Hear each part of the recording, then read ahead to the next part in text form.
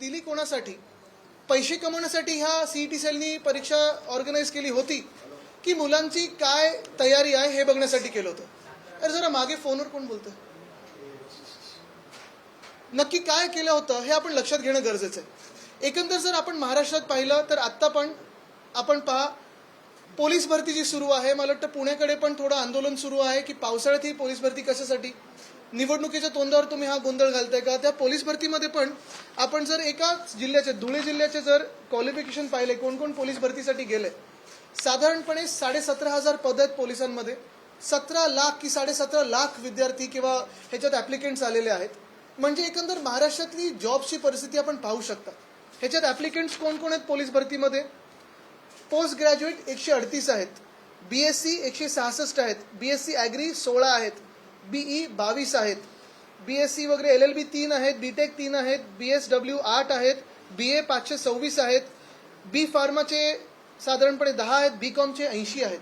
हे एका जिल्ह्यातले आणि एका पत्रकाराने ट्विट केलेलं आहे. म्हणजे एकंदर आपल्याला कळतं की महाराष्ट्रात शिक्षण आणि शिक्षणानंतर नोकरी किती खराब आता परिस्थिती झालेली आहे.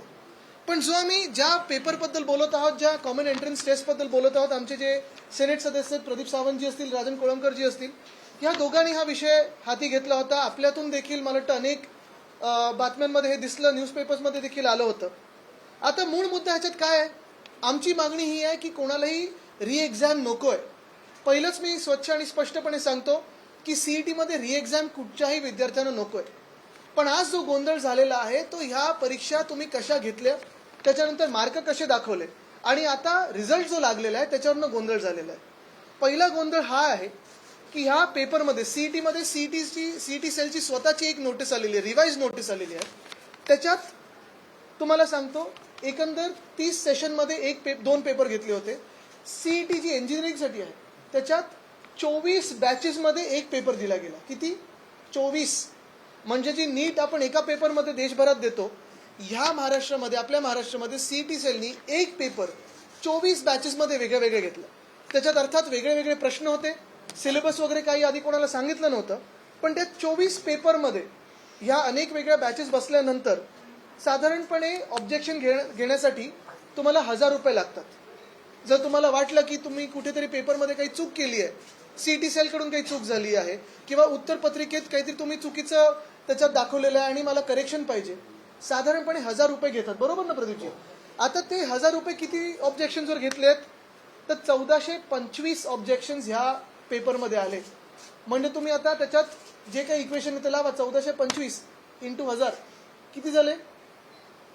एवढे पैसे ह्या सीईटी सेलनी कमवलेले आहेत. त्याच्यात 232 युनिक ऑब्जेक्शन आयडीज आहेत. आता चुका तरी किती याव्यात? ज्या विद्यार्थ्यांनी काढलेल्या आहेत, म्हणजे तुम्ही लक्षात घ्या, या सीईटी सेलनी किंवा ज्यांनी पेपर सेट केला त्यांनी चुका काढलेल्या नाही आहेत. या पेपरमध्ये चुका झालेल्या आहेत. त्या किती असतील? तर माझ्याकडे हे एक पान आहे, दुसरं पान आहे, तिसरं पान आहे. म्हणजे विचार करा, जो पेपर तुम्ही लिहिताय त्या पेपरमध्ये चुका ह्या 54 चुका आहेत. म्हणजे पहिलं तर ह्या एक्झामिनेशन जे सेट केलं त्यांची परीक्षा घेतली पाहिजे की त्यांची योग्यता काय आहे हे पेपर सेट करण्याची. हे कमिशनर नक्की कोण आहे त्या सीईटी सेलचे? त्यांचं अजून निलंबन का नाही झालं? 54 चुका एका पेपरमध्ये येऊ शकतात का? हा पण विचार करणं गरजेचं आहे. आता त्याच्यावर पुढे काय दिलंय? आता चुका बघा कशा आहेत. फिजिक्समध्ये 1, 2, 3, 4, 5 ह्या सगळ्या चुका फिजिक्समध्ये आहेत.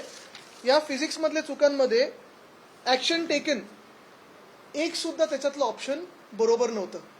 म्हणजे हे MCQ असतं, 4 तुम्हाला ऑप्शन्स दिले जातात आणि 4 ऑप्शनमधून एक ऑप्शनवर टिक करायचं असतं. त्या 4च्या उत्तरांमधून जे ऑप्शनल उत्तर असतात एक सुद्धा उत्तर बरोबर नव्हतं. असा पेपर सेट होऊ शकतो का? बरं, त्याच्यात मग आता पुढे काय दिलंय? त्यांनी रिमार्क काय दिलेत? त्या विद्यार्थ्यांचं पुढे काय? मग कोणाला फुल मार्क दिलेत, कोणाला ग्रेस मार्क दिलेत, कुठे चेंज इन आन्सर की दिलेली आहे. म्हणजे मुद्दा असा आहे की पहिलं तर 54 चुका या 24 पेपरमध्ये या सीईटी सेलनी केलेल्या आहेत. हा विषय आपण लक्षात घ्या. दुसरं म्हणजे हे सगळं झाल्यानंतर मला वाटतं 3 दिवस होते त्या विद्यार्थ्यांकडे पूर्ण पेपर त्यांचा तपासायला. बरं, तो पेपर पण त्यांना हाती येत नाही. तो पेपर लगेच त्या याच्यावरनं गायब होतो वेबसाईटवरनं आणि जे उत्तर येतं किंवा जे तुमचे मार्क येतात, मार्क तुम्हाला दिसत नाहीत, पर्सेंटाईल येतं. आता पर्सेंटाईलमध्ये गोंधळ असा झालेला आहे, काही ठिकाणी कमी मार्क मिळूनही जास्ती पर्सेंटाईल मिळालेत आणि काही बॅचमध्ये चांगली मार्क मिळूनही कमी पर्सेंटाईल मिळाले. आमचा पहिला सवाल ह्या सीईटी सेलला हाच आहे की तुम्ही हे जे पर्सेंटाईल ठरवलेलं आहे ते कसं ठरवलेलं आहे, काय गणित बसवलं तुम्ही हे पर्सेंटाईल ठरवण्यासाठी, कारण ह्या पर्सेंटाईलवरनं तुम्हाला ऍडमिशन पुढची मिळणार आहे.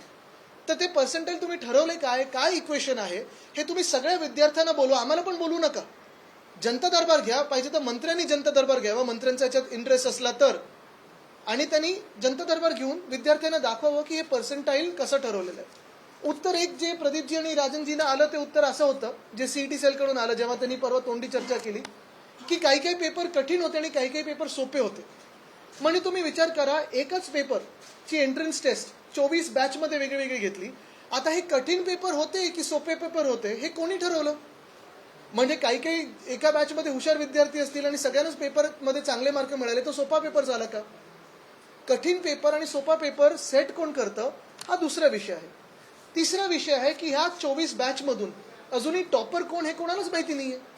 खरं तर पर्सेंटाईलची गरजच नाहीये. मुळात जर तुम्ही आन्सर शीट जसं सगळ्या विद्यापीठांमध्ये मिळतं, काही ठराविक पैसे दिले की ते आन्सर शीट मिळतं, असं आन्सर शीट ह्या पेपरमध्ये का नाही मिळत आहे? ह्याच्यात काही नॅशनल सिक्युरिटी थ्रेट आहे का, न्यूक्लिअर बॉम्ब वगैरे रसायन आहे का ह्याच्यात, की आम्ही आता आन्सर शीट देऊच नाही शकत? तुम्हीच दिलेलं उत्तर आहे नाही, मग तुम्ही आन्सर शीट का नाही देऊ शकत आहे? बरं, प्रत्येक बॅचमध्ये, ह्या 24च्या बॅचमध्ये तुम्ही कोणाला किती मार्क मिळाले ते दाखवा. ते दाखवायला तयार नाही, आन्सर शीट दाखवायला तयार नाही, पर्सेंटाईल काढले कसे दाखवायला तयार नाही. पण तुम्ही सांगताय की काही काही पेपर कठीण होते, काही काही पेपर सोपे होते. पारदर्शकता ह्याच्यात का नाहीये ह्याचा प्रश्न आज सगळे विद्यार्थी करत आहेत. आणि मग मूळ मुद्दा हाच येतो की ही एक्झाम मध्ये मेरिट आहे की नाहीये, नक्की ह्याच्यात तुम्ही काय साधत आहात, तुम्ही पर्सेंटाईल मधून नक्की काय साधलं आहे, हे जे उच्च शिक्षण मंत्री आहेत त्यांनी आम्हाला उत्तर द्यावं. कारण त्यांचं जे भाजपचे मंत्री आहेत आपण पाहत आहे त्यांना त्यांच्या खात्यात इंटरेस्ट नसतोच. आता रेल्वे मंत्र्यांना महाराष्ट्राचे प्रभारी केलेत, पर्यावरण मंत्र्यांना महाराष्ट्राचे प्रभारी केलेत, आता इकडचे जे मंत्री आहेत कुठच्या दुसऱ्या निवडणुकीत प्रभारी आहेत का आम्हाला माहिती नाही.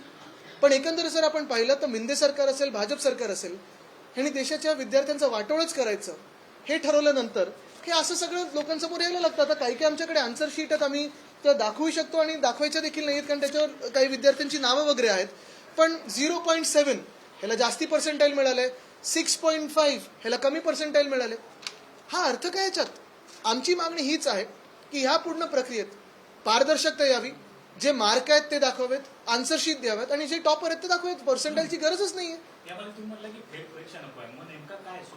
सोल्युशन एकच आहे, जसं मी सांगितलं की जी आता एक तर 54 जी चुका झालेल्या आहेत, प्रत्येक ऑब्जेक्शन जे रेज झालेले 1425 ऑब्जेक्शन जे असतील, योग्य असतील किंवा अयोग्य असतील, त्याचे पैसे त्यांनी विद्यार्थ्यांना परत द्यावे. 1000 रुपये त्यांनी काढलेले त्याच्यातून.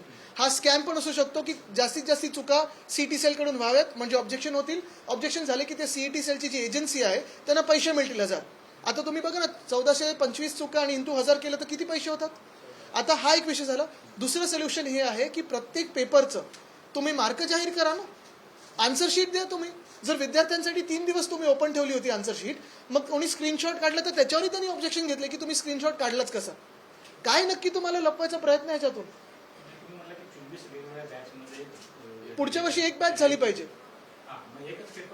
पुढच्या वर्षीपासून एक पेपर झाला पाहिजे आणि ते आम्ही आमचं सरकार आल्यानंतर करू.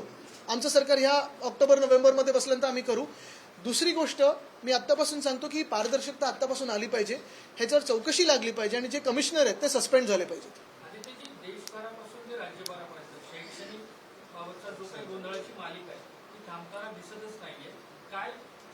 थांबताना दिसतच नाहीये. आपण पहा सगळीकडे जो एक उद्रेक दिसत आहे आपल्याला तो जॉब्सवरून दिसत आहे. मग आरक्षणाची मागणी असो की कुठची असो, ही साधारणपणे आपल्या देशात बेरोजगारी वाढत चालली आहे.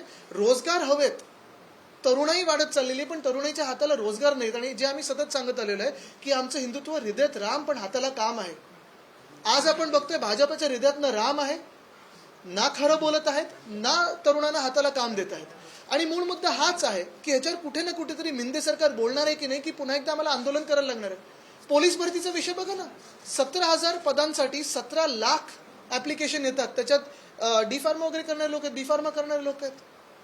आपने जो बताया कि नीट के बारे में भी जो आपने बताया, नीट के बारे में क्या कहना है आपका? नीट के जो घोटाला हुआ उसके बारे में? नीट के बारे में तो मुझे लगता है सभी हम लोग कह रहे हैं, इसलिए तो अभी एग्जाम कैंसिल हुई है. वो घोटाला तो है ही, लेकिन अगर आप देखें तो देश में कोई सीरियसनेस नहीं है कि किसी भी शिक्षण के विषय पे लेने के लिए। कल भी मैं देख रहा था, किसी ने मुझे एक ट्वीट भेजा था कि नालंदा यूनिवर्सिटी का जो अनावरण हुआ उसमें नालंदा इंग्लिश में लिखा था, किसी ने पूछा हिंदी का है। मैंने कहा शुक्र करो कि नालंदा तो नाम लिखा हुआ है, अगर भाजपा की बहुमत की सरकार आती तो एक ही व्यक्ति का फोटो दिखता, नालंदा भी नहीं दिखता। क्या मांग करते थे? क्या मांग करते थे? इंजिनिअरिंगची ऍडमिशन्स होती त्या दरम्यान मी काल पत्र दिलेलं आहे की तात्पुरतं स्थगिती द्यावी आणि हा जो गोंधळ आहे तो त्यांनी पहिला मार्गी लावावा। टॉपर्स कोण आहेत? बॅच वाईज 24 बॅचेस दाखवले आहेत। टॉपर कोण आहेत? मार्क द्यावे। पर्सेंटाईलची काय गरज आहे?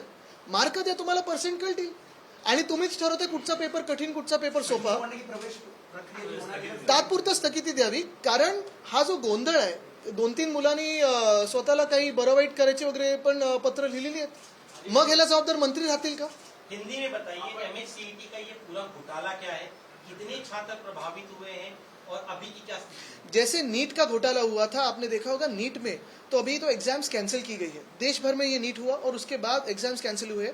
यहाँ महाराष्ट्र में एमएचसीईटी जो एंट्रेंस एग्जाम होती है उसका भी ऐसे ही कुछ दुर्भाग्यपूर्ण घोटाला दिख रहा है। हमारी ये मांग नहीं है कि इसमें री एग्जाम हो, किसी की भी मांग नहीं है री एग्जाम हो, लेकिन ये एमएचसीईटी लगभग 24 बैच में ली गई, एक पेपर 24 बैच में किया गया। उसमें भी रिजल्ट्स अगर आप देखें तो रिजल्ट्स के पहले ही जो बच्चों ने, विद्यार्थियों ने ऑब्जेक्शन लिए है, 1425 ऑब्जेक्शन है। हर ऑब्जेक्शन के लिए 1000 रुपए लिए जाते हैं। अगर आपने देखा होगा तो इस पेपर में इंग्लिश हो, फिजिक्स हो, केमिस्ट्री हो, मैथ्स हो, लगभग बायोलॉजी हो, 54 गलतियां हैं, मिस्टेक्स है, खामियां हैं इस पेपर में, और ये सब ग्रेस मार्क्स में दिए हैं उन्होंने।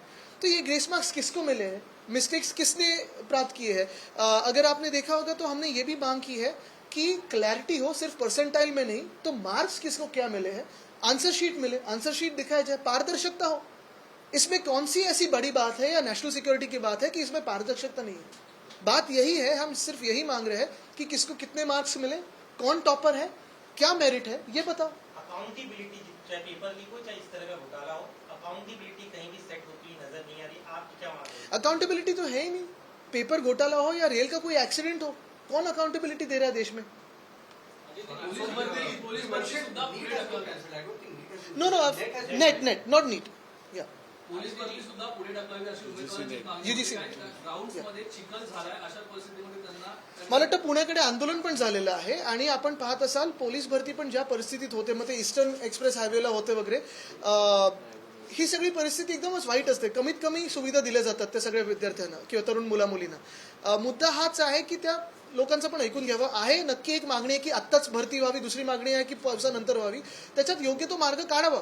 पण तो पण विषय एवढा मोठा आहे, आपण पहा 17.5 लाख ॲप्लिकेशन 17,000 पदांसाठी आलेले आहेत आणि ह्याच्यातून नक्की किती लोकांची भरती घेणार आहेत, काय नक्की त्यांना पुढे पद मिळणार आहेत, ही सगळी स्पष्टता आहे। नॉट युनिफॉर्म, नीट मामले में आप net UGC net. Election commission असेल, सीईटी परीक्षा असेल, नीट परीक्षा असेल किंवा लोकसभेमध्ये जे काही मतदानाच्या वेळेला झालेला प्रकार असेल, असं नाही वाटत की आता रस्त्यावर उतरायची वेळ आली? नाही, पहिल्यांदा ह्या चुका पाहिल्यानंतर, 54 चुका पाहिल्यानंतर मला वाटलं इलेक्शन कमिशनने हा पेपर घेतलाय की काय। नीट मामले में एक सवाल है आपका। आदित्य जी, विद्यापीठाची सिनेट होती, त्यात नोंदणी करण्यात आली होती. ऐन मोमेंटला ती सिनेटची निवडणूक रद्द केली. आता विधान परिषदेच्या ज्या 4 निवडणुका होतात त्याच्यामध्ये देखील नोंदणीचा घोळ किंवा आपल्याकडून आरोप नोंदणीचा घोळ मोठा झालेला आहे। काल अनिल देसाई साहेब आणि अनिल परब साहेबांनी सीईओ इलेक्शन कमिशनची भेट घेतली, त्याच्यात देखील मला वाटतं 12,500 नावं कमी केली गेली, ज्यांच्याकडे रिसीट आहे। म्हणजे ही सगळी निवडणूक सेटिंगनी चालली आहे का? नीट मामले में एक सवाल है मेरा।